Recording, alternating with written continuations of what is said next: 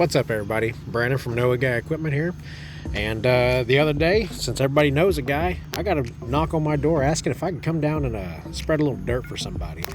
Luckily, it was just down the street from me. It's on the same street I live on. And they saw my little R10 sitting out in the yard, and they decided to swing in and ask for some help, which is completely okay. I'm always down to help a neighbor out. So I loaded my little R10 up and took it on down the road, got it off the trailer, walked it on in there, brought my 24-inch mud bucket, because if you're going to be spreading dirt, teeth is just not the best way to do it. It scars it up pretty bad. You'll never get a really good smooth grade. It'll just be loose, kind of plowed up dirt whenever it's done.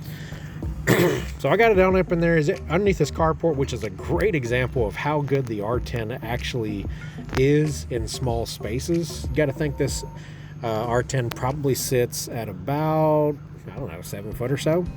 And it fit right up underneath this carport and got straight to work.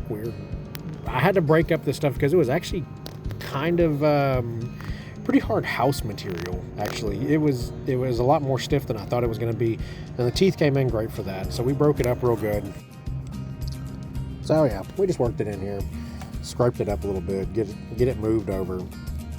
Basically, what was happening here was they had a pile of dirt dropped for material to go underneath this carport. Well, the carport guys came like the next day, and so they didn't have time to spread it. Well, unfortunately, the carport got built over the pile of dirt, and they got out there a few times. They're elderly folks, so they got out there a few times and tried to shovel this stuff away and spread it out evenly, but it didn't really work out. So they got a carport that they really couldn't use, and a pile of dirt that was just built up on one side. So if you can't see it, it's really high on one side and not so high on the other. So basically what I try to do is break it up enough that I can spread it from the left side of the carport to the right side. So I've got most of it broken up at this point. Time to put on the grading bucket, or the mud bucket, if you will. And I make this look a lot easier than it is through the magic of editing. I definitely did not try this several times and drop the bucket more than a few times. And yep, there it is right there. And yep, all right, check second try. Here we go.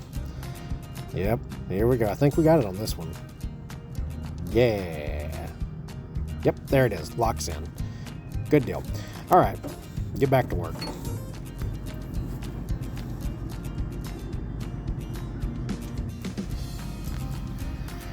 So now we can really get in here and start actually moving some of this dirt. I couldn't manage to get the R10 over there well enough that I could, back up and push it with the dozer blade. So basically the easiest way to do it was just kind of shovel it over and move it over the best we can.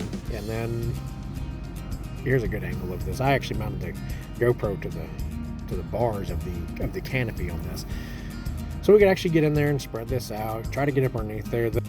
Now I gotta say, this is where the superior controls of the Rippa R10 actually come into play, because I've driven some of these other small Chinese excavators, and it is just, it's hard to operate in finite positions when you don't have a good hydraulic system. The Rippa, even on this R10 with pure manual controls, these are pilot style controls. They're not actually pure pilot controls.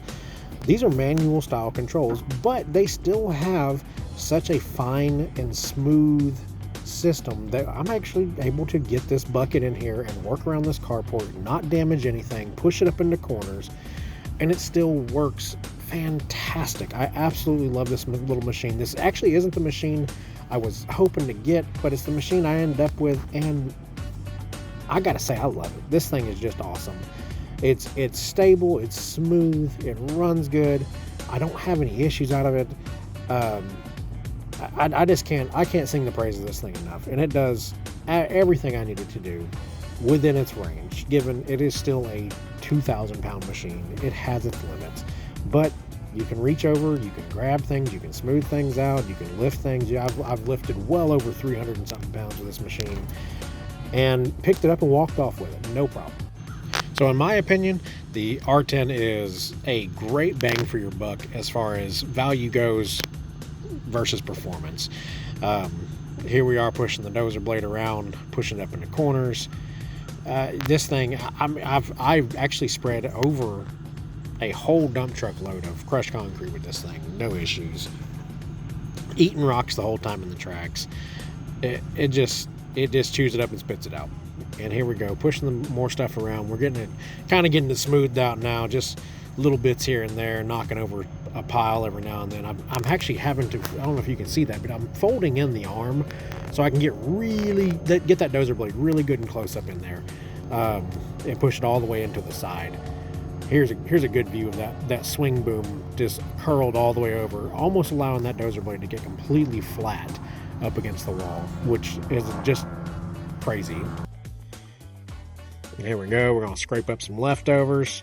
I didn't want to get out there and scrape too much with the dozer blade because it was still a little bit of a hill approach, and I didn't want to take any of the grass and regular dirt that was outside of the carport in here. So just to keep most of the actual fill material that they had dumped here for specifically this carport, I wanted to keep most of that just that. I didn't want to dirty up the dirt, should you say, with extra stuff. But yeah, it's looking good now. Got it all spread out. I guess I need to remove the tag off the back side of my my machine. But yeah, here we go. All done now. And the payment for this was a 30-pack of beer and a handshake. Because, well, let's face it, I'm a good neighbor. I try to help people. And next time somebody says they're in the market for a mini excavator, hopefully they'll say, yeah, I know a guy. Anyway, hope y'all liked the video. If y'all care to support the channel, please give it a like, give it a subscribe, and follow us at Noah Guy Equipment on Facebook. Anything we can do to get our name out there helps tremendously. And of course, thanks for watching. Hope y'all have a good one.